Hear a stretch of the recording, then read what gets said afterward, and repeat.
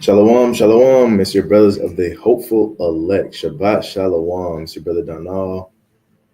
Brother Isaiah. Brother Azrael. Brother speaking kind of cool back there, brother Azrael. But it's folly. It's folly. Hey, look. Hey, look.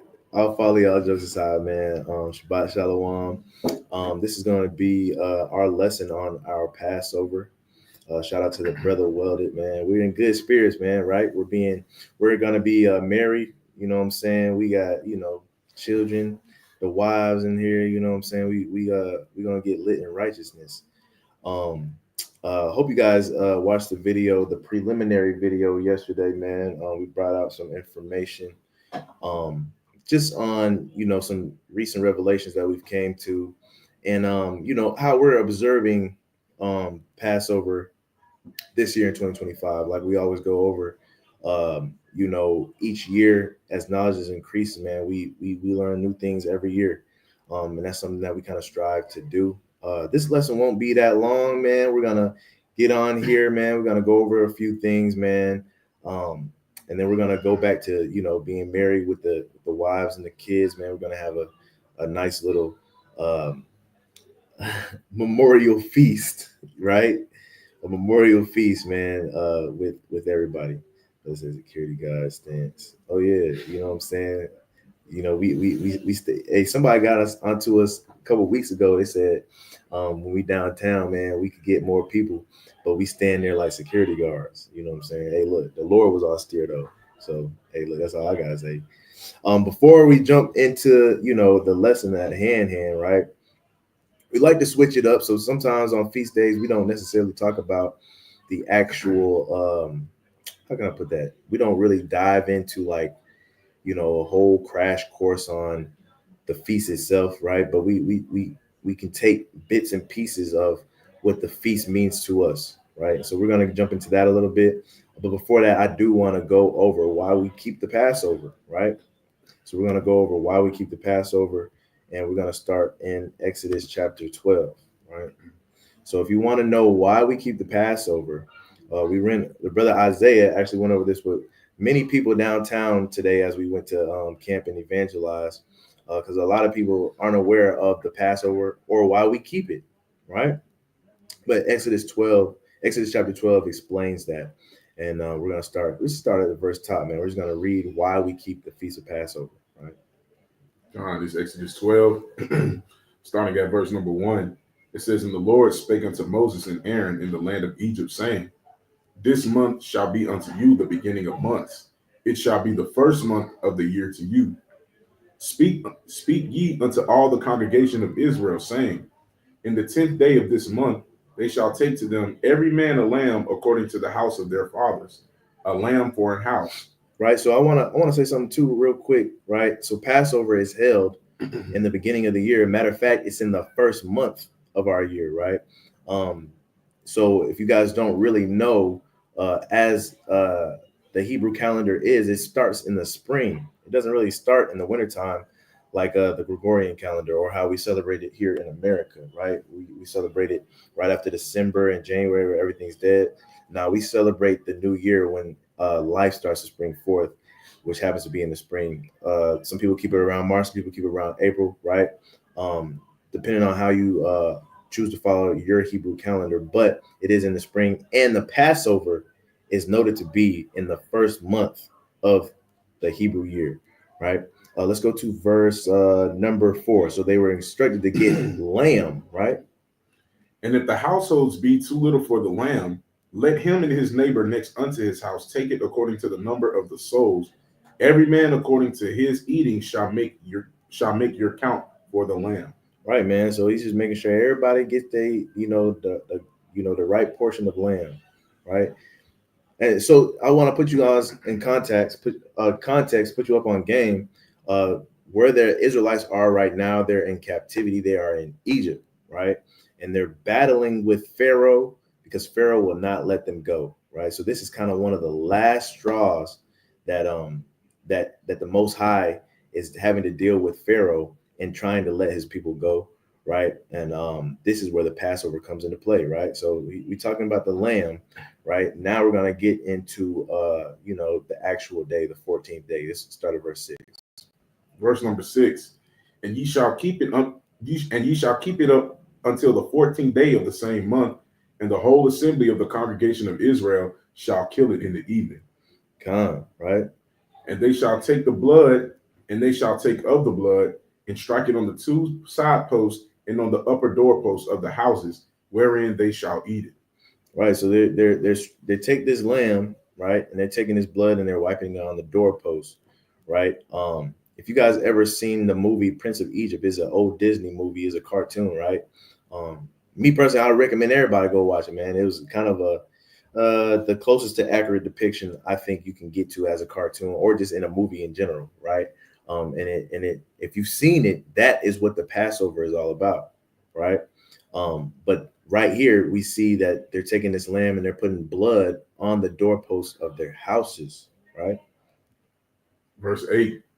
And they shall eat the flesh in that night, roast with fire and unleavened bread, and with the bitter herbs they shall eat it. So what they did was, man, they took this lamb, right? They roasted it over fire and they ate unleavened bread with it with bitter herbs, right?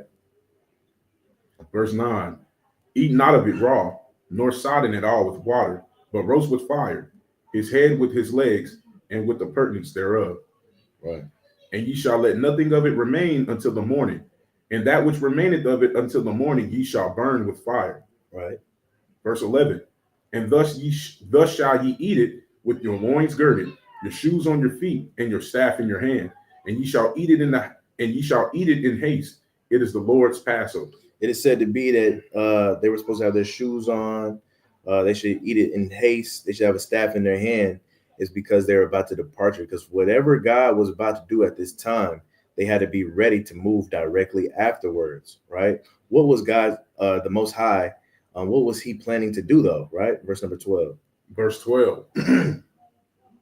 For I will pass through the land of Egypt this night, and will smite all the firstborn in the land of Egypt, both man and beast, and against all the gods of Egypt I will execute judgment. I am the Lord. Right. So he had them put this blood on their doorposts, right? Um, so well, I think it goes into that, right? Let me see. Yeah. Let's read verse 13. Verse 13. And the blood shall be to you for a token upon the houses where ye are. And when I see the blood, I will pass over you, and the plague shall not be upon you to destroy you when I will smite the land of Egypt. Right. So he's letting them know, like, hey, look, y'all get ready. What's about to go down is going to be very, very, drastic. He's finna kill every firstborn in every household.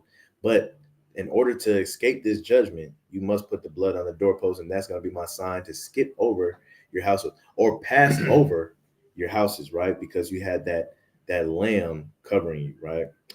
Which is often referred to as the Passover, right?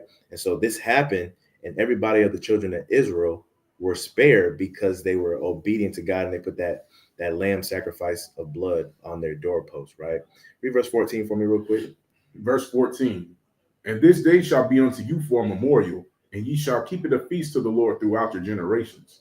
Ye shall keep it a feast by an ordinance forever. Right, man. So this is why we keep the Passover, signifying the day that the Lord passed over us with the death angel, right? And He killed the firstborn of all of our enemies, which in turn allowed us to escape from the hand of Pharaoh, right, and send us on our way, right? And so that's kind of why we keep the Feast of Passover. This lesson right now, man, is going to be kind of geared to the positions that we find ourselves in now, right? Because one thing about it, when you come into this truth and you start keeping these feast days, right? Because we didn't keep these feast days in Christianity, right? It was kind of new to us. When I came into this truth, I really didn't, even really have any idea of, and yeah, I knew like, oh yeah, they wear fringes. We have a dietary law, but the feast days, man, like, I really had no idea that they were to be kept serious and to be kept, right? To the point where when we finally realized that feast days were something serious, our first Passover was at an American deli, right? And we had a lamb gyro that signified the lamb and the unleavened bread, right? And a bit of herb in there, man. Yeah, and You got the bell peppers, you know what I'm saying? Downtown, onions. that's not downtown Fort Valley, is it? American Deli, is that downtown considered? Nah, I don't think it's downtown. But Fort Valley, Georgia, man, we went to American Deli, man. We had that, you know what I'm saying? I think I had some honey hot sauce put on top of it, you know. And that was our first Passover, you know what I'm saying? But nonetheless, man, you know, when we come into His truth, we start keeping these things, right? And then you get a lot of people that may scoff and may say things like, "Why y'all even trying to keep those? That's the Old Testament. We ain't gotta keep those holidays no more." You know, that's why do y'all even try to keep the law, man? Y'all can't even make no sacrifices. You know what I'm saying? What about that? We was just talking about this in the backyard and stuff like this, right? But it's important to know that these things we still have to earnestly try to keep. Why? Especially the stuff that we can keep, like the memorial feasts, right? The feast, right? The definition of a memorial is a memorable thing, right? Because if we stop acknowledging these feast days, we stop remembering the things that the Lord has done for us, and we start to lose a little bit of our virtue, a little bit of our power, right? Well, I want to read something real quick. Somebody just made a comment. Uh, Brother Welder said, "What made him want this to happen? Was he getting rid of the people who didn't want to obey him?" So, and you know, we know the brother Weldon, man. You know what I'm saying? And you know, my brother, your reading comprehension, man. You gotta, you know what I'm saying? You gotta tap into when you was reading the book of Exodus. I know he was reading the book of Exodus. You know what I'm saying? But what was going on here is that they was in captivity, and Pharaoh would not let them go. So the Lord was sending plagues to Pharaoh because he wouldn't let his people go, right? So it wasn't really him punishing anybody. Well, I don't want to say that because he was punishing somebody for not being disobedient, but it wasn't the children of Israel per se. You feel what I'm saying? And so because Pharaoh didn't let him go, that is why he was sending these plagues. And the Passover plague was the last one, right? The killing of the firstborn. Um, let's get one more thing real quick. Let's go to Judges 5 and 11, man. This is something I like to bring out almost every time I do a feast day lesson, just to put everybody in perspective of why we do these things, right? Why we keep these holy days. Judges 5 and 11. Book of Judges, chapter 5 and verse 11. They that are delivered from the noise of the archers and the places of drawing water, there shall they rehearse the righteous acts of the Lord, even the righteous acts towards the inhabitants of his villages in Israel. Then shall the people of the Lord go down to the gates. Right. And so when we examine verses like this, man, we're just out here trying to get it right. You know what I'm saying? And it said in Judges 5 and 11, right, that those that are found rehearsing the righteous acts, these are the ones that you're going to see that's going to escape destruction. That's literally what it's breaking down to you, right? The ones that are rehearsing the righteous acts. I like the verbiage where it says rehearse, right? Some brothers got different takes on this word rehearse. But for me, man, when I see it, the rehearsal is definitely not, you know, the real thing, right? And so sometimes when you're in a rehearsal, you're practicing for perfection, yes, right? But might be some things in rehearsal that you have to straighten out, right? The Most High God, He has allowed us to rehearse, and He has a plan for us to straighten and iron out the things that we need to get ironed out for the real thing, right? But it's important to understand that you must be found at least trying to rehearse. You must be, when you go to a talent show and stuff like that, right? You don't say, yeah, I'm signing up to sing this song right here, and you don't practice that song, you don't rehearse that song until the day of, right? No, you practicing. I'm talking about sometimes 2 weeks straight. That's the only, you sing that song about 50 times a day, right? You know all the ad-libs and everything, right? Rehearsing is what's gonna get you one in mode to give you that confidence, in this case, and confidence in the Lord. But two is also going to let you know, it's going to keep you sharp at all times, right? It's gonna keep you sharp at all times. But remember what we said: if we stop rehearsing, we're gonna be forgetting the things that the Lord has done for us, forgetting the things that we're supposed to do, right? A good example too would be like family reunions. Nowadays, our generation kind of dropped the ball on family reunions. So nowadays, for say my kids or me or a lot of you guys, we might not know a lot of family that we have, right? Well, I'll say this: we might know because we went to family reunions, but the people under us, they might not know everybody in the family, right? And it's because we stopped doing the annual family reunions, and now you don't know that great grandmother, you don't know that great uncle, you don't know that person that you should know, right? It's the same thing with this, right? If we do it every year, it's no, oh, I didn't know that was there. For example, we talked to some people on the street today when we had camp earlier, and the question was asked, "Do you know what Passover is?" And they didn't know what Passover is, right? That's because we stopped, quote unquote, having the family reunion. We stopped having Passover, right? So they weren't able to tell us the ins and outs of Passover. But if we keep remembering said feast like Passover, we won't forget what it is. Just like in the world today, you don't forget what Christmas is. That Christmas season comes around every year. You know what season that is. Same thing with that Halloween season. Same thing with you know Easter, right? Everybody's about to buy a bunch of outfits and stuff. Same thing with the Black Friday sales and Thanksgiving. Those things come around yearly, and you don't forget them.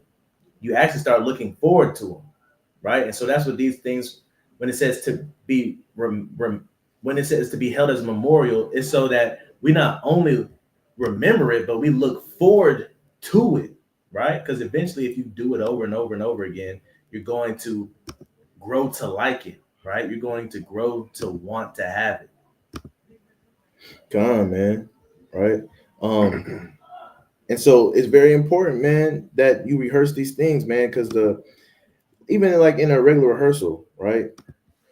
The more you do it, the more you rehearse, the more ready you are, the more excited you become. At first when you get in rehearsals, man, the first couple of rehearsals, kind of nervous, you know what I'm saying? But once you start getting that, building that confidence up, you kind of ready, you kind of pumped, right? And so that's what these feast days and these commandments should be getting us ready. We should be getting pumped. And a lot of Israelites in the community are getting pumped in the spirit, right? A lot of people are looking forward to the day that Christ comes back. A lot of people are looking forward to our deliverance, right? But it's only because the confidence they have in the scriptures and the confidence in the work that they put in, right? No, we don't teach a works-based gospel, right? But our faith along with our works, man, gives us that confidence to stand boldly for Christ, right? Because we have seen people that don't have works, right? When we run across them on the street, and their confidence isn't as bold as ours. Why is that? Because not only do we preach this, but we live it too, right? And it gives us a little bit more confidence to stand boldly in what we are talking about, right? Because you can't come up to us and be like, "Hey, look, man, you saying all this, but do you do that?" Matter of fact, it's happened to us plenty of times, right? When we go out there and people be like, "Well, you can't keep the Old Testament because it says you're supposed to be wearing fringes," and we tell them like, "Lady, like, can you look down? Like, what we got on? Like, what we doing? Were you supposed to have beards? Which one of us up here doesn't have a beard? I know the brothers, they keep days low, but we still got beards on our face. You know what I'm saying? And so it just gives us that much more confidence, right? I do want to share this too, real quick, because this could be a controversial scripture as well. It's Colossians 2 and verse 16, right? Colossians 2 and 16, and it says, "Let no man therefore judge you in meat or in drink, or in respect of an holy day, or of the new moon, or of the Sabbath." Right, man. Right. So somebody would, a lot of people would bring this up on the same line of logic, the same spiel of why y'all keeping those feast days, why y'all trying to keep the commandments. The Colossians says, "Let no man judge you in meat or drink, respect the holy day or new moon or Sabbath days." So that means, you know what I'm saying, you can do what you want. No, in order for a man to not judge you in doing something, you have to be doing it at least, right? That's what we fail to realize, right? In order for him to not judge how you keep something, you have to be keeping it. You see what I'm saying? So our point, for instance, I'll give you an example. Like for Sabbath days, people have different Sabbath days, right? Some people have lunar Sabbath days. Some people celebrate on a Saturday. Some, colloquial Christians say their Sabbath days on Sundays, right? As long as you're keeping a Sabbath day and you're keeping it within ordinance, you're not doing no work, no buying, no selling, right? A man technically cannot judge you for how you keep what day you keep it on, as long as you found keeping it, right? When it comes to holy days, there's so much controversy when it comes to holy days, what you're supposed to do, what you're not supposed to do, stuff like that. But at the end of the days, if you're rehearsing the righteous acts, if you're found keeping it right to the best of your ability, a man can't really judge you, right? You know what I'm saying? I had this is a real example. So there's a point of contention because my parents are in the truth. There's a point of contention on the feast day that we're in right now, right? And it was brought up in a text message, right? And I sent a text saying, well, we'll talk about it after the 7 days, right? We can get into it because we're not here to start any contention on these holy days.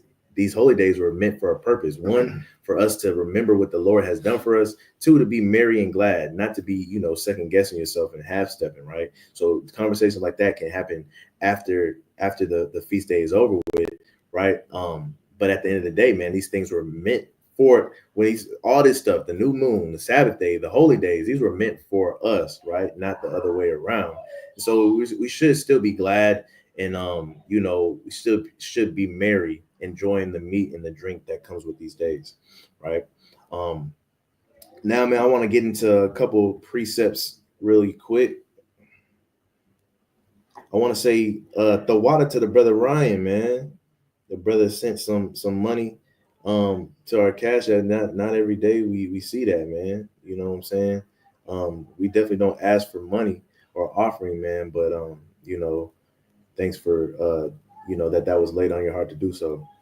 Let's see. Cool. Let's go. We're gonna go to a book, man.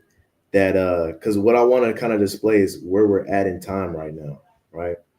And it's a time that on one hand is never like never before, but on the other hand, there's been plenty of scenarios, right, of the times that we're living in right now and similar circumstances within the scriptures, not just in the New Testament, but the Old Testament. But right now we're going to go into the Apocrypha, right? A book that people really don't bring up that much.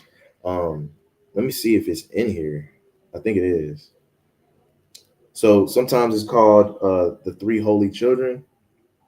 Sometimes it's called the Prayer of Azariah, I believe, right? So we're going to go to the Prayer of Azariah or THC, the Three Holy Children. We're going to go to verse number 15. We can start at 14, right? The Prayer of Azariah or the Three Holy Children, chapter 1 and verse 14.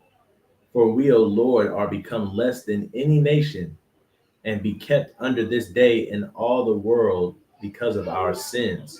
Right? So if you don't know, man, the Three Holy Children, Azariah, right? He was accompanied with two other brothers, Hananiah and Mishael. These are who people refer to as who?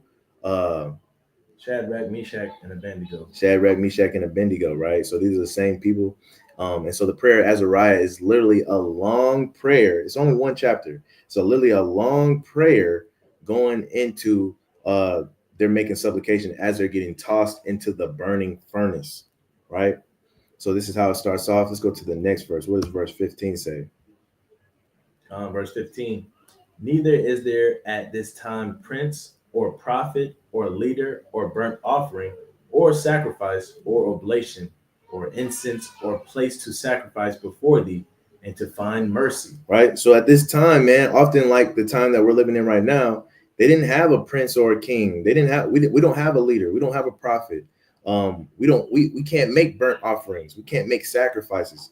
We can't make oblations. A lot of brothers go on the street and they burn incense, but we really can't even make incense. We can't really burn incense, right? Or place the sacrifice before thee, right? We don't have the temple anymore, right? We have no place to run to for mercy, right? Because I mean, you know what I'm saying? So the verse before, it says that, you know, we got all these sins, but we have no mercy. And so as he's getting, they're in captivity, you got to remember. So as they're getting thrown into this furnace, right? They're, and so in the canon Bible, right, when it talks about this in Daniel, I believe, right, they say something like whether we live or we die, because they understood at this time they had nothing to cover for their sins. They had no mercy to be found, right? So they end up praying. But I just want you guys to understand too, like this is literally kind of in the same predicament that we're in today, right? Verse 16. Verse 16, nevertheless, in a contrite heart and in humble spirit, let us be accepted. Nevertheless, with a contrite heart and a humble spirit, let us be accepted. And that's all we ask for, right? Is that we understand there's a lot of things that we can't do, right? But with a contrite heart and a humble spirit, for the Lord to accept us, right? But for that to happen, we still have to be rehearsing these righteous acts, right? And we still got to be keeping the faith of God, right? And so when you see this, right, we all understand the three Hebrew boys. Matter of fact, I think it's verse 66, right? Because I want to drive a point real quick. Let me go back, open this up. Verse 66. Verse 66. Verse 66. Verse 66. O Ananias, Azarias, and Mishael, bless ye the Lord, praise and exalt him above all forever, for he hath delivered us from hell, and saved us from the hand of death, and delivered us out of the midst of the furnace and burning flame, even out of the midst of the fire hath he delivered us. All right, man. I want to make a point here, and the point is this, right? They were delivered from hell, so to speak, right? They were delivered from death and destruction. And how were they delivered, right? Not only, of course, from the Most High God, but they were delivered. And how were they found, right? How were they found? They were found doing exactly what Judges 5 and 11 says, rehearsing the righteous acts. They were found doing what, matter of fact, let's go to it, right?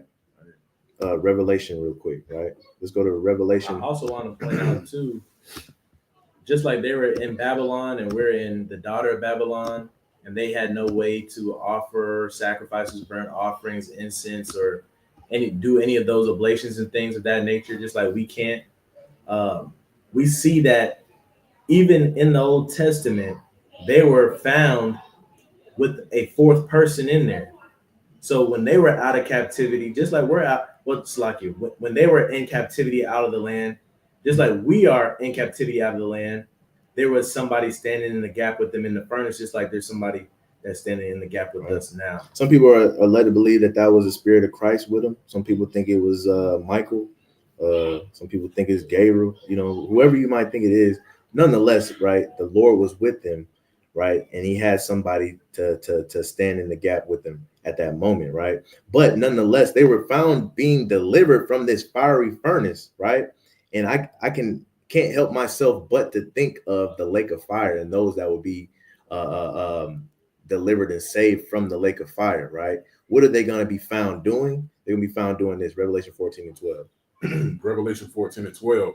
Here is the patience of the saints. Here are they that keep the commandments of God and the faith of Jesus. So you might say, how are they found keeping the commandments of God? We can see that they have faith, right? Christ wasn't on the scene at the time. We understand that, but we can see that they had faith because they were praying to God, right? They was asking for mercy. They was asking for, you know what I'm saying, to be delivered, right? So they had faith in God, but how are they keeping the commandments, right? How are they keeping the commandments at this time, right? Yeah, they ran down a whole list of stuff that they couldn't do, a whole list of stuff that they couldn't atone for, but they were doing what they could. What was something that they could do that they were found doing, right? What they were found doing was, what is that? I think it's the first law that was ever given to us. Where the Ten Commandments at? Exodus 20? Yes. They were found keeping the commandments of God. And I find it funny how they were found keeping the commandments and having faith, and they were delivered from a fiery furnace, right? This is Exodus 20, starting at verse 1. Exodus 20, starting at verse 1. And God spake all these words, saying, I am the Lord thy God, which have brought thee out of the land of Egypt, out of the house of bondage. Thou shalt have no other gods before me.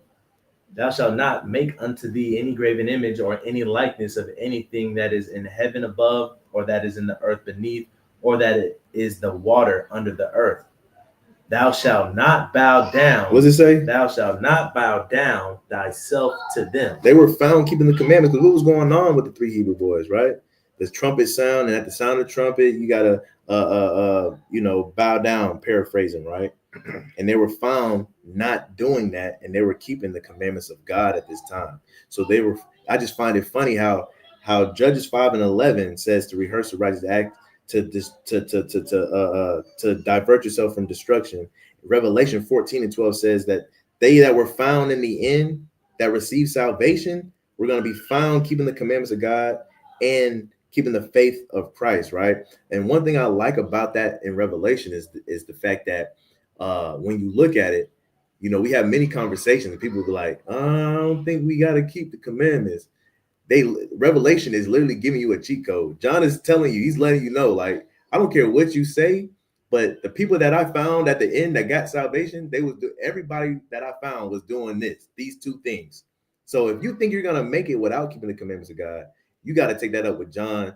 You got to take that up with the book of Revelation, because he's literally giving you a cheat code, right? He's giving you that. He's literally like like the answer at the end of the book. I mean, literally, Revelation at the end of the book. The answers at the end of the book, right? I don't really play video games like that, but I'm sure there's ways you can, tap into like how to beat levels and stuff like that, right? John is literally giving you that.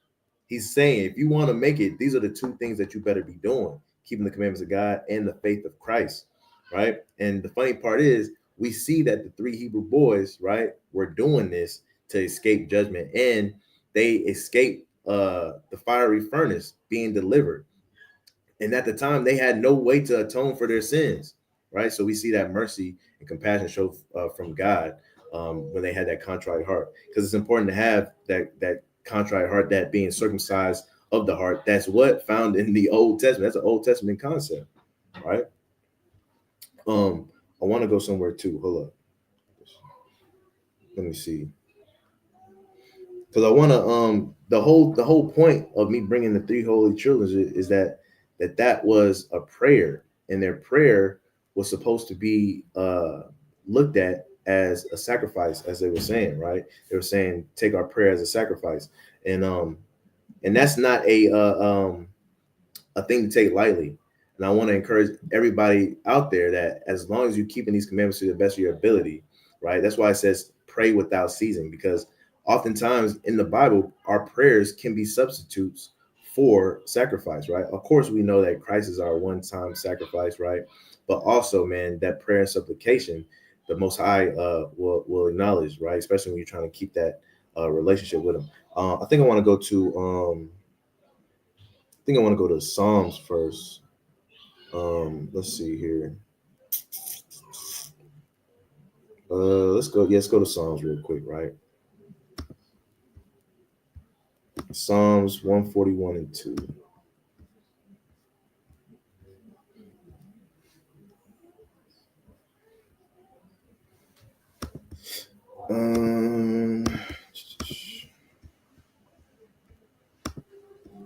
Psalms 141 and 2. The book of Psalms, chapter 141 and verse 2. Let my prayer be set forth before thee as incense, and the lifting up of my hands as the evening sacrifice. Right, man. So this is David saying, let my prayer be set forth as incense, right? Lifting up my hands as the evening sacrifice, right? So oftentimes, man, when we were being captured, we were in captivity and things like this, right? You can also see being displayed, much like the three Hebrew boys, people praying and offering up supplications for the things that we couldn't make up for, right? And of course, at the end of the day, it's up to the Most High whether or not He wants to honor that prayer or not, right? But the good thing about the Most High is He's so loving, He's so compassionate, is that with a contrite heart, He'll always, have compassion unto us. He'll always have respect unto Israel, right? As long as our heart is contrite, right? Let's go to Daniel chapter 10, just to display this even more. So we see the three Hebrew boys. we see Daniel. We're about to see Daniel, right? Let's see. I'm tripping. Scroll down. Daniel 10. And we're gonna start at verse 2. Daniel chapter 10, Let me click it real quick. starting at verse 2. It says, in those days, I Daniel was mourning 3 full weeks. Right? Daniel, so keep that in mind. He was mourning for 3 weeks, 3 full weeks, which is about 21 days. Verse 3, I ate no pleasant bread, neither came flesh nor wine in my mouth, neither did I anoint myself at all, till 3 whole weeks were fulfilled. Right? So he didn't eat anything for 3 whole full weeks. And we understand that Daniel is in captivity at this time, right? Verse 4, and in the 24th day of the first month, as I was by the side of the great river, which is Hiddekel. Right? I'll finish it out. Verse 5, then I lifted up mine eyes and looked, and behold, a certain man clothed in linen, whose loins were girded with fine gold of Uphaz. Right? Verse 6, his body was also like the beryl, and his face as the appearance of lightning, and his eyes as lamps of fire, and his arms and his feet like in color to polished brass, and the voice of his words like the voice of a multitude. Right, man. So some people will say this was a prophecy of Christ, right?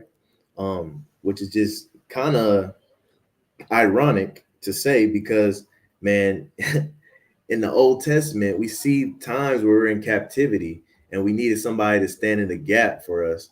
And the same guy we find in the New Testament is often seen or being alluded to in the Old Testament, right? But I wanted to bring the fact that Daniel at the time, right? Because you got to remember, he pretty much fasted 3 weeks, right? 3 full weeks in the first month of the year. And what are we going over right now? In the first month of the year, we were commanded to have a feast, right? And not only for the feast of Passover, the Passover feast, but we also were commanded to feast for 7 days for the feast of unleavened bread, right? So when you look at that, what's that? 8 days in total? 7? Is that 7 with the Passover feast? Well, Memorial Passover feast? feast in the evening, then you got 15 to 21 of unleavened bread. So That would be around like 8, right? really 7. I mean, technically. 7, yeah, 7 and some change, whatever. You know what I'm saying? 7 some change. 7 and some 8, change. yeah, You know maybe. what I'm saying? But nonetheless, man, Daniel was not found keeping this because he literally said what? That no flesh came in his mouth, right? No wine, and no bread, right? So he wasn't able to partake in this. But at the time, right, we see that Daniel, what verse is that? I think it's in 9. Daniel 9 and 20. 9 and 20. We see that during this time he wasn't able to keep the feast of Passover, right, or the feast of unleavened bread. But what was he doing? This his whole time while he was doing this stuff, right? Even right here, he was found praying, and then this when he looked up and he saw who some believe to be Christ, right? But also, I want you guys to note this as well. Daniel 9 and 20. Daniel 9 and 20, and it says, and whilst I was speaking and praying and confessing my sin and the sin of my people Israel, and presenting my supplication before the Lord my God for the holy mountain of my God.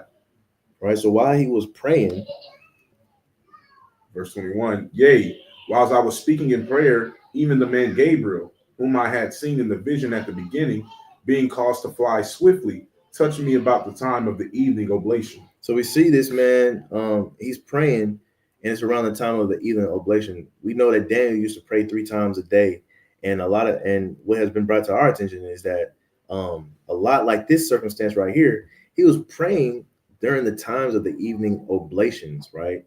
And that's why we went to Psalms showing us that, sometimes the Israelites in culture, we would pray and we would ask for that prayer to be a substitute for the oblations and the sacrifices that we could not do, right? And so I'm bringing this out to say, man, with all this encompassing, we got to do this stuff to the best of our ability. Not only do we got to do our best of our ability, we have to have a contrite heart, right? Have to pray without ceasing, but nonetheless, it can be done, right? The things that we can do, we must do, right? The things that we can't do, and we don't went over some things that we couldn't do last night, right?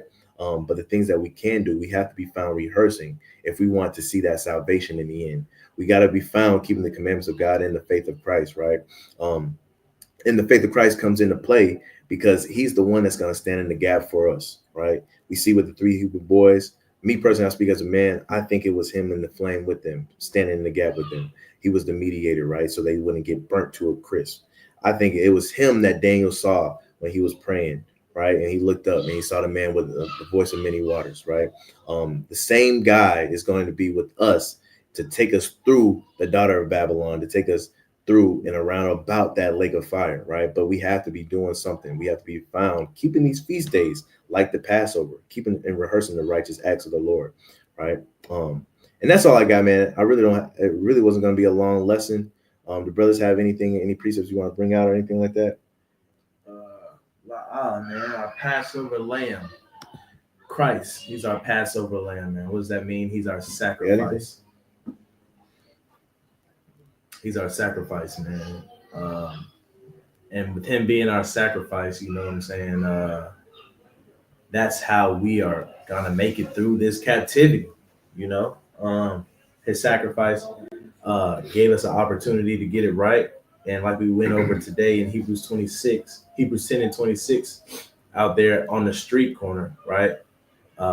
His sacrifice covers everything that we cannot do, right? But does not cover the things that we willfully choose to do. So, like the brother Denal is saying, we got to try to do this stuff to the best of our ability, because if we know about it and we don't try to do it to the best of our ability, his sacrifice is null and void and cancels out, right? And his Passover sacrifice it has no effect on our salvation, right?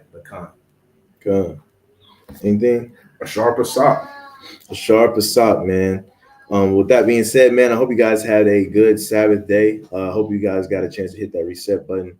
We're in the midst of hitting that reset button. We're gonna go get a little merry, man. You know, I don't think we got any alcohol in here. You know what I'm saying? But you know, just that mirth of life, being around the fruits that we created in the ribs that are very close to us, right? Remember what the Most High God said, or Christ, well, what his son said: if you're not gathering, you're scattering. And we see you guys next time. Shabbat Shalom. Ashar Pasak.